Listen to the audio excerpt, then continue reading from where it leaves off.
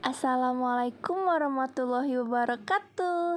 Hai anak-anak, hari ini kita akan membahas tentang dongeng dan mengenal karakter tokoh Bahasa Indonesia kelas 3 semester 1.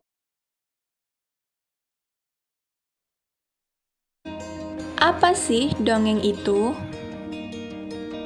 Dongeng dapat diartikan sebagai suatu karya sastra lama yang berisi cerita luar biasa, dan poin pentingnya ialah penuh hayalan atau fiksi yang dianggap oleh masyarakat umum sebagai cerita yang tidak benar-benar terjadi. Beberapa hal yang perlu kita perhatikan dalam membaca dongeng. Yang pertama lafal, kedua intonasi suara, ketiga ekspresi, keempat tanda baca, kelima suara lantang. Macam-macam watak tokoh dalam dongeng. Pertama ada protagonis.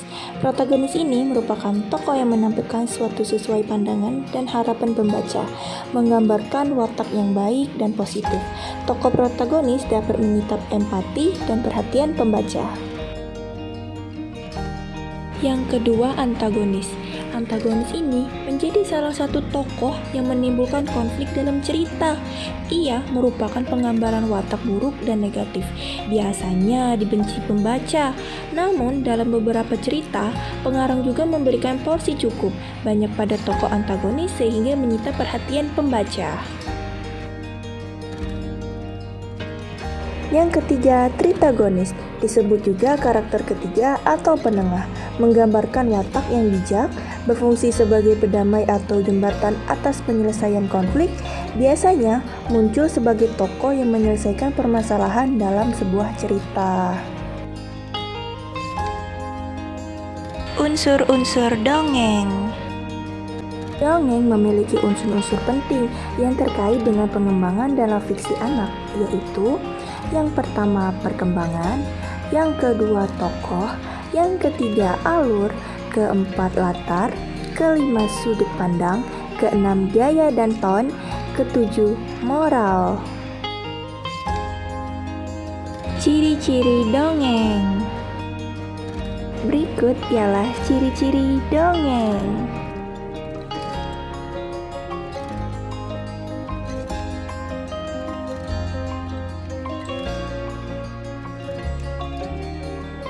Jenis-jenis dongeng.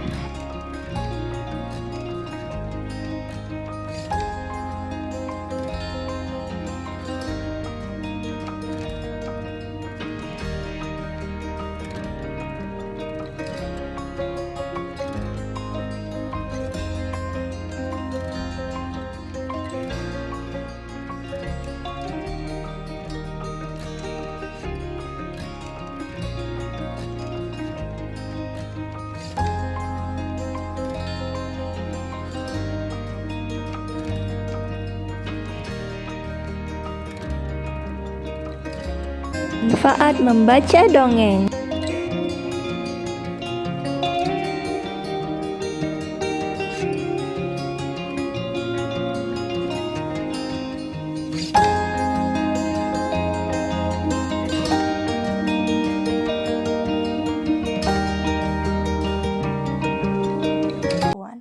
Salah satu dongeng yang akan kami bawakan yaitu Putri Salju dan 7 Kurcaci. Putri Salju adalah dongeng Jerman yang menjadi salah satu dongeng yang paling terkenal di dunia. Ini adalah seorang penyihir yang mempunyai sifat iri dengki kepada Putri Salju karena Putri Salju mempunyai paras yang sangat cantik jelita. Pada saat dia sedang bermain di hutan, ada seorang pria yang hendak membunuhnya. Namun dia tidak tega untuk membunuh Putri Salju dan menyuruhnya lari ke hutan. Saking takutnya Putri Salju lari ke hutan hingga masuk ke hutan dan membuat pakaiannya basah. Ia sangat ketakutan dan akhirnya menangis. Ketika ia sedang menangis, banyak sekali binatang-binatang yang sangat lucu-lucu menghampirinya. Ketika Putri Salju mengangkatkan kepala, Putri Salju dan para binatang-binatang kecil itu pun terkejut. Lalu mereka pun bernyanyi, berkenalan, dan berbincang-bincang. Di sini Putri Salju bingung, dia akan tinggal di mana. Lalu mereka pun mencari tempat tinggal untuk mereka istirahat dan tidur. Lalu mereka menemukan sebuah rumah. Ternyata itu adalah rumah 7 kurcaci. Saat 7 kurcaci itu pulang, mereka melihat Putri Salju yang sedang tertidur pulas. Dan mereka menyangka itu adalah seorang penyihir yang jahat. Saat mereka hendak memukulnya, ada salah satu kurcaci yang membuka selimutnya. Lalu mereka melihat paras cantik Putri Salju tersebut. Mereka sangat terpesona dengan kecantikan tersebut. Ketika Putri Salju bangun, mereka pun terkejut. Dan Putri Salju bilang, "Hei, siapa kalian? Tidak usah takut kepadaku." Lalu mereka pun hidup dengan damai dan tentram. Kembali lagi ke penyihir. Penyihir ini mempunyai rencana yang sangat jahat untuk membunuh Putri Salju. Dia membuat sebuah apel yang sangat beracun. Siapapun yang memakannya, dia akan tertidur untuk selama-lamanya. Ini ditujukan untuk Putri Salju. Penawar dari apel beracun ini yaitu sebuah ciuman pertama. Siapapun yang mendapatkan ciuman pertama setelah memakan apel itu, dia akan sadar. Namun sang penyihir tak menghiraukan penawar tersebut. Dia langsung bergegas mencari tempat tinggal Putri Salju.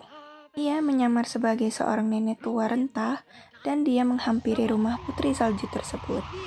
Pagi itu, Putri Salju mengantarkan 7 kurcaci yang hendak bekerja.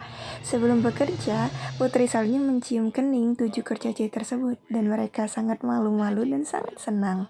Mereka bahagia bertemu seorang Putri Salju yang sangat penyayang.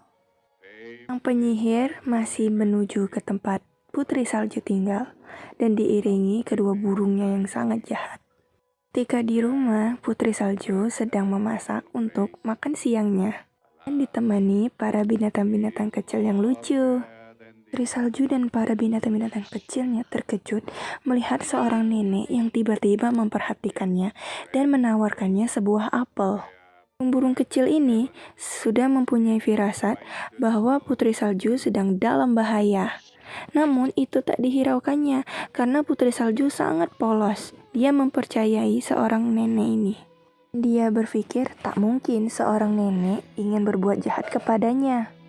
Lalu para binatang-binatang kecil ini langsung bergegas menemui 7 kurcaci tersebut dan memberitahukan kalau Putri Salju sedang dalam bahaya besar. Ini terus-menerus membujuk Putri Salju agar memakan buah apel tersebut. 7 kurcaci ini panik ketika mendengar Putri Salju sedang dalam bahaya besar. Mereka pun bergegas pulang ke rumah. Di sini Putri Salju sedikit takut karena nenek tersebut sangat memaksanya untuk memakan apel tersebut. Tanpa ragu-ragu, Putri Salju pun memakan apel tersebut dan tak sadarkan diri. Kurcaci tak sempat untuk menolong Putri Salju. Sang penyihir ini sangat senang. Lalu dengan marahnya para kurcaci mengejar sang penyihir ini. Ketika di atas bebatuan, sang penyihir ini hendak membunuh 7 kurcaci, namun tak sempat. Dia disambar sang petir. 7 kurcaci ini sangat sedih lihat Putri Salju yang tak sadarkan diri. Lalu datanglah seorang pangeran yang memberikannya. Situ Putri Salju pun sadar. Pangeran 7 kurcaci dan para binatang-binatang kecil itu pun sangat senang ketika melihat Putri Salju bangun dari tidurnya yang sangat lama. Pun hidup dengan tentram dan damai. Kisah Putri Salju ini menyampaikan pesan dan moral, yaitu bisa kalian baca ya.